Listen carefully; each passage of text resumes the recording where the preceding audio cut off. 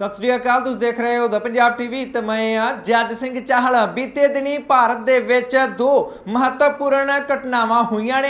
एक तां मोदी कैबिनेट दे विच वड्डा फेर बदल कीता गया है अते दूजा पूरे देश दे विच किसानां दे वल्लों महंगाई दे खिलाफ बड़े वड्डे पद्धर ते रोस प्रदर्शन कीता गया है। इन्हां दो वड्डियां घटनावां तो बाद पूरे देश दे विच एक बार फिर तो किसानी अंदोलन चर्चा दा मुद्दा बनदा दिखाई दिंदा है। हुण जिहड़ी नवीं कैबिनेट बनाई गई है मोदी सरकार दे वल्लों, उस दी पहली कैबिनेट बैठक तो बाद देश दे खेतीबाड़ी मंत्री नरेंद्र तोमर दे वल्लों किसानी अंदोलन नूं लैके अते किसानां नूं लैके कुछ अहम बयान दिते गए ने। पंजाब दे विच श्रोमणी अकाली दल दे वल्लों किसानां दे बारे एक बहुत वड्डा ऐलान कर दिता गया है। तुहानूं सारा कुछ दस्सण जा रहे हैं, पर सब तो पहला शुरुआत करदे हां नरेंद्र तोमर दे उस बयान तो जिस दे विच उन्हां ने किसानां नूं लुभाउण दी कोशिश कीती है अते नाल दी नाल एक बार फिर तो गलबात लई सद्दा किसानां नूं दे दिता गया है।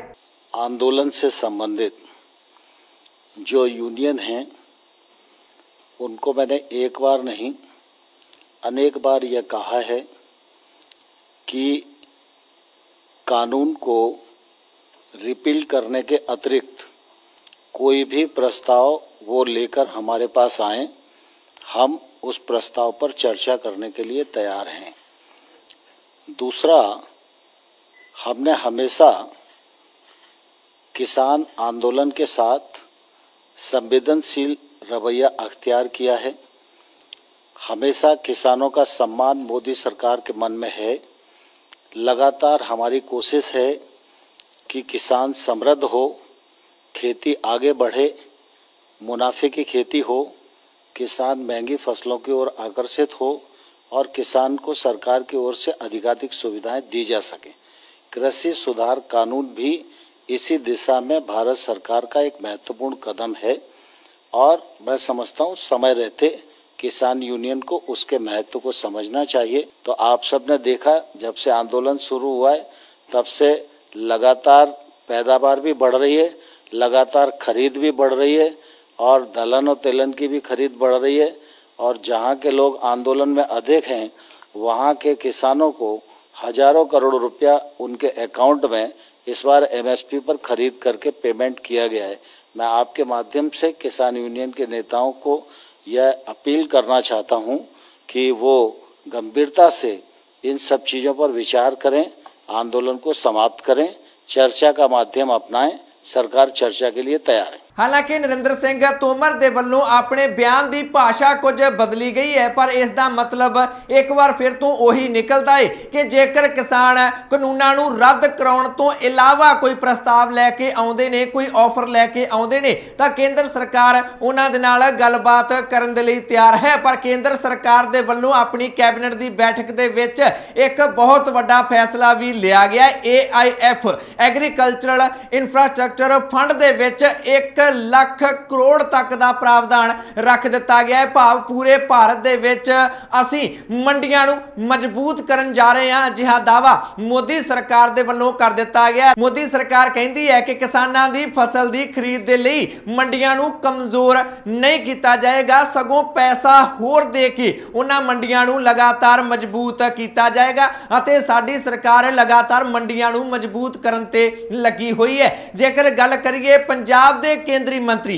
सोम प्रकाश जी, तां उन्हां दे वल्लों भी किसानां नूं अपील कीती गई है कि देख लो साडी सरकार दे वल्लों तां सगों मंडियां नूं मजबूत करन दे लई पैसा जारी कीता जा रहा है। साडी सरकार कह रही है कि किसानां लई साडे कोल पैसे दी कोई भी कमी नहीं है, इस करके किसानां नूं मन जाना चाहिए है, अपना अंदोलन खत्म कर देना चाहिए है, केंद्र सरकार दे नाल गलबात करनी चाहिए है अते जो भी हल निकलदा है वो हल कढ लेना चाहिए है। सोम प्रकाश दे वल्लों भी किसानां नूं ये अपील कर दी गई है। पर जेकर गल करिए किसानां दी तां वो कहिंदे ने कि सानूं तां मोदी सरकार ते यकीन ही नहीं। किसान मजदूर संघर्ष कमेटी के सूबा जनरल सकत्तर सरवण सिंह पंधेर ने नरेंद्र तोमर नूं कुछ कौड़े सवाल पूछ लए ने। वो कहिंदे ने कि जेड़े वादे दावे तुसीं पहलां कीते सन कि वो सच होए ने। सरवण सिंह पंधेर दा बयान ही तुहानूं सुना दिंदे आ। जो कुछ कल उन्होंने प्रेस कॉन्फ्रेंस करके कहा वा, भला जो कुछ अपने मोदी सरकार ने अज तक कहा ਇਹ ਕੀ ਨਹੀਂ ਕਿਹਾ ਗਿਆ ਖੇਤੀਬਾੜੀ ਕਾਨੂੰਨਾਂ ਬਾਰੇ ਵੀ ਇਹਦੇ ਨਾਲ ਕਿਸਾਨਾਂ ਦੀ ਆਮਦਨ ਦੁੱਗਣੀ ਹੋ ਗਈ ਆ। 15 ਲੱਖ ਰੁਪਈਆ ਬਾਹਰੋਂ ਹਰ ਪਰਿਵਾਰ ਨੂੰ ਆਊਗਾ ਖਾਤਿਆਂ 'ਚ, ਵਿਦੇਸ਼ਾਂ ਦਾ ਕਾਲਾ ਧਨ ਆ ਜਾਊਗਾ, ਬੇਰੁਜ਼ਗਾਰੀ ਖਤਮ ਕਰ ਦੇਣਗੇ। ਜਿਹੜੇ ਪਹਿਲੇ ਗੱਲਾਂ ਕਹੀਆਂ ਗਈਆਂ ਹੋ ਗਈਆਂ ਪੂਰੀਆਂ। ਉਸੇ ਤਰ੍ਹਾਂ ਜੋ ਕੁਝ ਹੁਣ ਕਿਹਾ ਜਾ ਰਿਹਾ ਵੀ APMC ਐਕਟ ਨੂੰ, ਜਿਹੜਾ ਮੰਡੀ ਦਾ ਐਕਟ ਹੈ, ਜਿਹੜਾ ਸੂਬਿਆਂ ਦੇ ਅਧਿਕਾਰ ਖੇਤਰ ਨੂੰ ਦਿੰਦਾ ਵਾ, ਅਸੀਂ ਹੋਰ ਮਜ਼ਬੂਤ ਕਰਾਂਗੇ।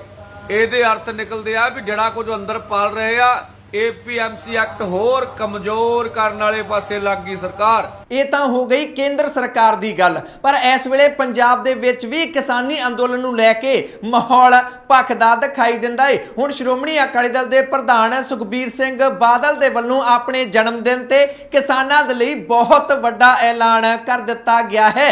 ਸੁਖਬੀਰ ਸਿੰਘ ਬਾਦਲ ਨੇ ਇੱਕ ਵੀਡੀਓ ਜਾਰੀ ਕੀਤੀ ਹੈ, ਜਿਸ ਦੇ ਵਿੱਚ ਉਹਨਾਂ ਨੇ ਵਾਅਦਾ ਕੀਤਾ ਹੈ ਕਿ ਜੇਕਰ ਪੰਜਾਬ ਦੀਆਂ ਚੋਣਾਂ ਦੇ ਵਿੱਚ ਸ਼੍ਰੋਮਣੀ ਅਕਾਲੀ ਦਲ ਅਤੇ ਬਸਪਾ ਦੀ ਸਰਕਾਰ ਬਣਦੀ ਹੈ ਤਾਂ ਜਿੰਨੇ ਵੀ ਕਿਸਾਨਾਂ ਦੀ ਸ਼ਹਾਦਤ ਹੋਈ ਹੈ ਕਿਸਾਨੀ ਅੰਦੋਲਨ ਦੇ ਵਿੱਚ, ਉਹਨਾਂ ਦੇ ਲਈ ਕੀ ਕੁਝ ਕਰੇਗੀ ਉਹਨਾਂ ਦੀ ਸਰਕਾਰ। ਸੁਖਬੀਰ ਬਾਦਲ ਦੇ ਮੂੰਹੋਂ ਤੁਹਾਨੂੰ ਸੁਣਾ ਦਿੰਨੇ ਆ। ਸ਼੍ਰੋਮਣੀ ਅਕਾਲੀ ਦਲ ਦਾ ਵਾਅਦਾ ਹੈ ਕਿ ਪ੍ਰਮਾਤਮਾ ਮਿਹਰ ਕਰੇ, ਜੇ ਸਰਕਾਰ ਸ਼੍ਰੋਮਣੀ ਅਕਾਲੀ ਦਲ ਦੀ ਬਹੁਜਨ ਸਮਾਜ ਪਾਰਟੀ ਦੀ ਪੰਜਾਬ ਵਿੱਚ ਆਉਂਦੀ ਹੈ ਤੇ ਅਸੀਂ ਪਹਿਲਾ ਕੰਮ ਕਰਾਂਗੇ, ਪਹਿਲੀ ਕੈਬਨਿਟ ਮੀਟਿੰਗ ਵਿੱਚ ਜਿਹੜੇ ਕਿਸਾਨ ਜਿਨ੍ਹਾਂ ਦੇ ਬਜ਼ੁਰਗਾਂ ਨੇ, ਭਰਾਵਾਂ ਨੇ, ਉਹਨਾਂ ਦੀ ਮਾਤਾ ਨੇ ਸ਼ਹਾਦਤ ਦਿੱਤੀ ਹੈ ਸੰਘਰਸ਼ ਵਾਸਤੇ, ਉਸ ਪਰਿਵਾਰ ਦੇ ਇੱਕ ਜੀ ਨੂੰ ਸਰਕਾਰੀ ਨੌਕਰੀ, ਉਹਨਾਂ ਦੇ ਜਿਹੜੇ ਬੱਚੇ ਹੈ, ਉਸ ਪਰਿਵਾਰ ਦੇ ਬੱਚੇ ਸਾਰਿਆਂ ਨੂੰ ਪੋਸਟ ਗ੍ਰੈਜੂਏਸ਼ਨ ਤੱਕ ਸਾਰੀ ਪੜ੍ਹਾਈ ਮੁਫਤ ਦਿੱਤੀ ਜਾਊਗੀ ਤੇ ਉਹਨਾਂ ਦੇ ਪਰਿਵਾਰ ਦੀ ਸਾਰੀ ਮੈਡੀਕਲ ਇੰਸ਼ੋਰੈਂਸ ਕੀਤੀ ਜਾਊਗੀ ਸਦਾ ਲਈ। ਸਾਰਾ ਖਰਚਾ ਪੰਜਾਬ ਦੀ ਸਰਕਾਰ ਕਰੇਗੀ, ਕਿਉਂਕਿ ਆ ਜਿਹੜਾ ਸੰਘਰਸ਼ ਹੈ, ਆ ਸਾਰਿਆਂ ਦਾ ਸੰਘਰਸ਼ ਹੈ, ਸਾਰੇ ਪੰਜਾਬੀਆਂ ਦਾ ਸੰਘਰਸ਼ ਹੈ, ਪ੍ਰਦੇਸ਼ ਦਾ ਸੰਘਰਸ਼ ਹੈ।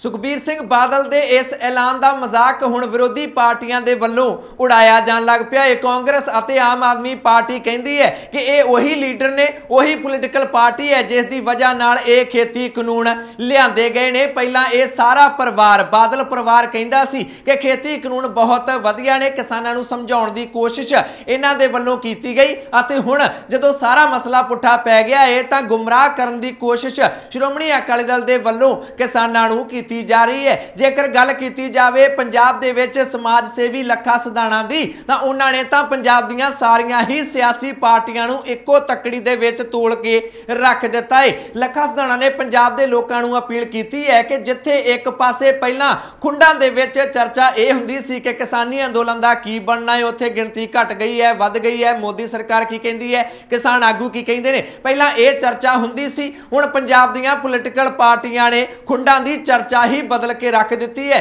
ਹੁਣ ਲੋਕ ਗੱਲਾਂ ਕਰਨ ਲੱਗ ਪਏ ਨੇ ਕਿ 2022 ਦੇ ਵਿੱਚ ਕੌਣ ਜਿੱਤੇਗਾ, ਕੌਣ ਹਾਰੇਗਾ। ਲੋਕਾਂ ਨੂੰ ਇਦਾਂ ਨਹੀਂ ਕਰਨਾ ਚਾਹੀਦਾ, ਪੰਜਾਬ ਦੀਆਂ ਰਾਜਨੀਤਿਕ ਪਾਰਟੀਆਂ ਦੀਆਂ ਗੱਲਾਂ ਦੇ ਵਿੱਚ ਨਹੀਂ ਆਉਣਾ ਚਾਹੀਦਾ, ਕਿਸਾਨੀ ਅੰਦੋਲਨ ਤੇ ਹੀ ਆਪਣਾ ਧਿਆਨ ਫੋਕਸ ਕਰਨਾ ਚਾਹੀਦਾ ਹੈ। ਉਹਨਾਂ ਨੇ ਤਾਂ ਇੱਕ ਬੜੀ ਜ਼ੋਰਦਾਰ ਅਪੀਲ ਕਰ ਦਿੱਤੀ ਹੈ। ਲੱਖਾ ਸਿਧਾਣਾ ਕਹਿੰਦੇ ਨੇ ਕਿ ਕੁੱਲ ਮਿਲਾ ਕੇ ਮੈਂ ਇਹ ਕਹਿਣਾ ਚਾਹੁੰਦਾ ਕਿ ਜਿਹੜਾ ਵੀ ਪੋਲੀਟੀਕਲ ਲੀਡਰ ਤੁਹਾਡਾ ਧਿਆਨ ਭਟਕਾਉਣ ਲਈ ਆਉਂਦਾ ਹੈ ਕਿਸਾਨੀ ਅੰਦੋਲਨ ਤੋਂ, ਫੜ ਕੇ ਛਿੱਤਰ ਫੇਰੋ। ਅਜਿਹੀ ਅਪੀਲ ਲੱਖਾ ਸਿਧਾਣਾ ਦੇ ਵੱਲੋਂ ਪੰਜਾਬ ਦੇ ਲੋਕਾਂ ਨੂੰ ਕਰ ਦਿੱਤੀ ਗਈ ਹੈ। ਪਰ ਕਿਸਾਨੀ ਅੰਦੋਲਨ ਇਸ ਵੇਲੇ ਪੂਰੇ ਭਾਰਤ ਦੇ ਵਿੱਚ ਇੱਕ ਵਾਰ ਫਿਰ ਤੋਂ ਚਰਚਾ ਦਾ ਵਿਸ਼ਾ ਬਣਦਾ ਦਿਖਾਈ ਦਿੰਦਾ ਹੈ, ਕਿਉਂਕਿ ਜਿਹੜਾ ਅੰਦੋਲਨ, ਜਿਹੜਾ ਪ੍ਰਦਰਸ਼ਨ ਮਹਿੰਗਾਈ ਦੇ ਖਿਲਾਫ ਕਿਸਾਨਾਂ ਦੇ ਵੱਲੋਂ ਕੀਤਾ ਗਿਆ ਹੈ, ਇੱਕ ਤਾਂ ਉਹ ਸੜਕਾਂ ਤੇ ਕੀਤਾ ਗਿਆ, ਦੂਜੇ ਪਾਸੇ ਸੋਸ਼ਲ ਮੀਡੀਆ ਤੇ ਵੀ ਬੜੇ ਜ਼ਬਰਦਸਤ ਤਰੀਕੇ ਨਾਲ ਕਿਸਾਨਾਂ ਦੇ ਵੱਲੋਂ ਅਤੇ ਕਿਸਾਨ ਸਮਰਥਕਾਂ ਦੇ ਵੱਲੋਂ ਇਸ ਪ੍ਰਦਰਸ਼ਨ ਦੀ ਹਮਾਇਤ ਕੀਤੀ ਗਈ ਸੀ। ਇੱਥੋਂ ਤੱਕ ਹਮਾਇਤ ਕੀਤੀ ਗਈ ਕਿ ट्विटर ते नरेंद्र मोदी के खिलाफ एक हैशटैग ही ट्रेंड करवा दिता गया, पेट्रोल डीजल का डकैत मोदी। यह हैशटैग ट्विटर ते ट्रेंड करता दिखाई दिता, जिस तो बाद यह सोचा जान लग पिया है कि जिहड़े किसान सिर्फ पहला सड़कों ते बैठ के ही धरना प्रदर्शन करते सन, हुण डिजिटली भी वो सरकारां नूं टक्कर देण लग पए ने। सरकार कहती है कि आओ गल करिए पर खेती कानून रद्द नहीं होणगे। किसान कहते हैं कि जिन्नी देर तक भी बैठना पिया, बैठांगे पर रद्द करवाए बिना नहीं मुड़ांगे। कुंडी एक बार फिर तू उत्थे ही अड़दी दिखाई दिंदी है। पंजाब दीयां पोलिटिकल पार्टियां हुण किसानां लई वड्डे वड्डे ऐलान करन लग पईयां ने। इत्थे एक सवाल तुहाडे कोलों पुछ लेना चाहुंदे आ, जो वड्डा ऐलान सुखबीर सिंह बादल दे वल्लों कीता गया है कि जिहड़े भी शहादत दे रहे ने उन्हां दे परिवारां नूं नौकरियां दित्तियां जाणगीਆਂ, उन्हां दा बीमा कीता जाएगा, उन्हां दे बच्चियां दी पढ़ाई फ्री करवाई जाएगी। इन्हां ऐलानां नूं तुसीं किवें देखदे हो? तुहाडी की राय है? जो भी तुहानूं लगदा है कमेंट करके अपनी राय खुल के बेबाक हो के जरूर दिओ। जेकर इस तरह ही हर खबर नूं निरपक्षता नाल देखदे रहना चाहुंदे हो तां YouTube ते the Punjab TV they channel नूं सबसक्राइब कर लो, बैल वाला बटन जरूर दबा लेना। ते जेकर यह खबर तुसीं फेसबुक ते देख रहे हो तां फेसबुक ते द पंजाब टीवी दा पेज लाइक कर लो। मैं जज सिंह चाहल अगली बार फिर हाज़र होवांगा। तुसीं देखदे रहो द पंजाब टीवी, हर खबर दा सच।